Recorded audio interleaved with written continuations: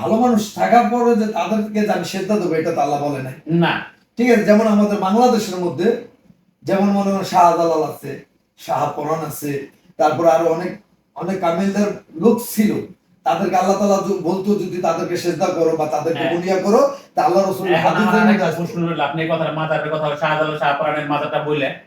আমি একবার শাহজালাল শাহপরানের মাজারে গেছিলাম, যেমন একটা জিনিস যে কোনো উদ্দেশ্য নিয়ে গেছিলাম, যাওয়ার পর দেখছি যে আমি মাজারটা ঘুরে দেখে আসুন, আমি তো উল্টা পিঠে। কিন্তু আমার নবীজি এত বড় একজন ব্যক্তি, পৃথিবী অল পৃথিবীর মধ্যে শেষ নবী, রোজায় যায় অত ঘুরে আসতে হয় না, কিন্তু ঘুরে নামে আসতে হইব, এটার রহস্যটা কি? আর আরেকটা প্রশ্ন, যে মাজারটার মধ্যে গোলাপ জল ছিটিতেছে কবরের উপরে, গোলাপ জল ছিটিতেছে, তো এই গোলাপ জল ছুটানে কবরের উপরে গোলাপ জল ছুটানের প্রশ্নের উত্তরটা আমি আপনার কাছে চাইতেছি। কেন গোলাপ জল ছুটাইতেছে কবরটার মধ্যে? মাটি দিয়ে হালাইছে, আর হ্যাঁ মরছে, মনে করেন এক্সাম্পল 100 বছর আগে মরছে কি 200 বছর আগে মরছে, 200 বছর আগে সে একজন কবরের, এখন পাকা একটা কবর, কবরের মধ্যে গোলাপ জল ছিটাইতেছে, সেই তো দেই, ওটা তো বেদাত করতেছে, তারপর আবার উল্টা পিঠে নামতে হয়। আর তো ভাইগনা অনেক গরম, মামু অনেক ঠান্ডা, এটার কারণটা কি? তাহলে আমি আপনাকে একটা প্রশ্ন, হ্যাঁ বলেন। যেমন আল্লাহ রসুলের পরে যদি কারা থাকতো, হুম। তারা হলো সাহাবেকরাম। ইয়েস। আর সাহাবেকরামের পরে যদি কোনো ধাপ যদি আসে, তাহলে মানুষ বলে যে আব্দুল কাদের জেলানি। ঠিক আছে, এটা আমরা শুনতেছি, জানি যে আব্দুল কাদের জেলানি একজন ইসলামের দাওয়াতকারী একজন ব্যক্তি ছিল, যে ইসলামের জন্য দাওয়াত দিত। যেমন আমি আমি আপনাকে বলি, যেমন এখন বাংলাদেশে না পৃথিবীর মধ্যে কিছু জায়গায় ছড়াই আছে, যাকে বলা হয় তবলিগ জামাত। জি। তবলিগ জামাত, হুম। এই জামাত হলো মানে একত্র হওয়া, আর তবলিগ অর্থ দাওয়াত দেওয়া। দাওয়াত দেওয়া। কথাটা বুঝেন ভাই, এই তবলিগ বলা হয়েছে যে একজন মানুষ মানে পথভ্রষ্ট মানুষ, হুম। যে সে সোজা লাইনে চলতেছে না। ঠিক আছে, আমি চোখে দেখতেছি সে নামাজ পড়তেছে না, সে মানে অন্যদিকে জড়ায় আছে, তারা দেয় ভাই বুঝানো, তাকে বুঝানোর মতো লোক নাই, তার বাবার কথা সে শুনে না, সে অমুকের কথা শুনে না। আপনি যা দাওয়াত দিলেন, যদি আপনার কথাটা যদি একটু আমলে নিল, এটাই আপনি জোর জবরদস্তি, এখানে কিছু না। হুম। ইসলাম কোনো জোর করার জিনিস না। না। আপনি যে দাওয়াত দিলেন, এখন আপনাকে দেখতেছে আপনি ডাইরেক্ট সরাসরি শিরক করতেছেন মাজারে দেয়, এই যে উল্টা পিঠে উঠে বাপতি পিঠে নামে গোলাপ জল ছিটায়। এই গোলাপ জলটা কিসের জন্য ছিটায় জানেন? এই গোলাপ জলটা ছিটায়, ওটার মধ্যে একটা সুগন্ধি আছে, মানে এটা আতরের মতন একটা জিনিস দেওয়া আছে, এটা ছিটালে ঘেরান পায়, মনে হয় বাবার কবর থেকে এরকম উঠতেছে, কিন্তু না ভাই, আমরা আরো বরঞ্চ যে কবরের কারণটা হইলো যে এটা একটা বার্তাবাজি।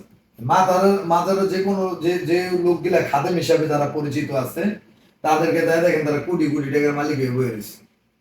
এই মাজারের যে দায়িত্ব যারা আছে, তারা মনে করেন ওরা ভাতে না খেয়ে মরে না, আপনার আমার রক্ত চোষা পয়সা নেওয়া যেতেছে মহাদবেজি দিয়া।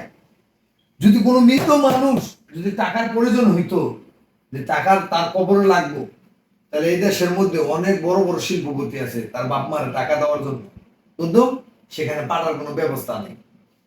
আর টাকা দিয়ে যদি সবই হইতো কবরের ভিতরে, তাহলে এই যে মাদার পূজারীরা আছে আর একটাও পাইতো না।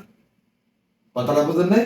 এক জায়গা দেন ব্যাংক অ্যাকাউন্টে দেন লক্ষ লক্ষ কোটি কোটি টাকা, তার পোলাপান রে দেয় কয় যে মুখ মুখ জায়গা থেকে, কয়দিন পরে পোলা যায়, পোলা ওই বাজারের খাদেমের দায়িত্বে তার পোলা যায় দেন মিয়া বাংলাদেশে বড় ওই যে ডিস্কো বারে দেয় মিয়া মদ খাইতেছে নিয়ে। এখন আপনি কি বলতে চাচ্ছেন যে ওটা রীতিমতো একটা বিজনেসের লাইন? অবশ্যই বিজনেসের লাইন, এটা 100% বিজনেসের লাইন। এটা যদি আমাকে কেউ বলে যে বিজনেসের লাইন না, এখানে একটা টাকা কেউ যেন ওখান থেকে সংগ্রহ না করে। এখন বাংলাদেশে যেটা হচ্ছে সেটা হলো গিয়ে যে আমরা যে সোশ্যাল মিডিয়ার মাধ্যমে শুনতেছি যে এই যে মাজারগুলো যে ভেঙে চুরে দেওয়া হচ্ছে, এখন এই বিষয়ে আপনার কি মন্তব্য? শুনেন, এখানে আমার একটা মন্তব্য আছে, যে মাজার যেটা উঠানো হয়েছে আর যেটা পূর্বপুরুষ থেকে আছে, যে বলে যে গাইবি মাজার উঠছে, গাইবি এটা উঠছে ওইটা উঠছে, একের ভাই ভুয়া কথা। কথাটা বলছেন, গাইবি কোন জিনিস উঠে? গাইব বলতে কোনো কিছু নাই। গায়েব একমাত্র আল্লাহ তালা। আল্লাহ তালাকে অদৃশ্য, আল্লাহ তালাকে কেউ দেখে নাই, আজ পর্যন্ত দেখেও নাই, দেখবো না। মরার পরে যখন যখন আল্লাহ তালা হাসরের ময়দানে খাড়া করবে, তখন আল্লাহ তালা তখনকার সূরা আর রহমান পড়বে, তখন বান্দারা তাকে দেখবে, মুসলমান তারা দেখবে তাদের আল্লাহকে, আল্লাহর কুদরত দেখবে, তখন আল্লাহর নিজাম দেখবে, আল্লাহ তালার ন্যায় বিচার দেখবে আল্লাহর কাছে। আর এই যে মাদার যারা করছে, আর মাদার পূজারী যারা যারা ভণ্ড, মানে ভণ্ডর উপরে ভণ্ড যদি থাকে, তারা আছে। তাহলে এখন মনে করেন এই যে ইসলামের দাওয়াত দিতে আপনার শাহজালাল শাহপরান, তারা ইসলামের দাওয়াত দিতে আসছে, তারা একজন কামিলদার ব্যক্তি ছিল। না, তারা একজন হক একজন মানুষ ছিল। হক বলা হয় কাকে? যে তারা নিজের জন্য না, একমাত্র ইসলামের জন্য আসছিল। ইসলামের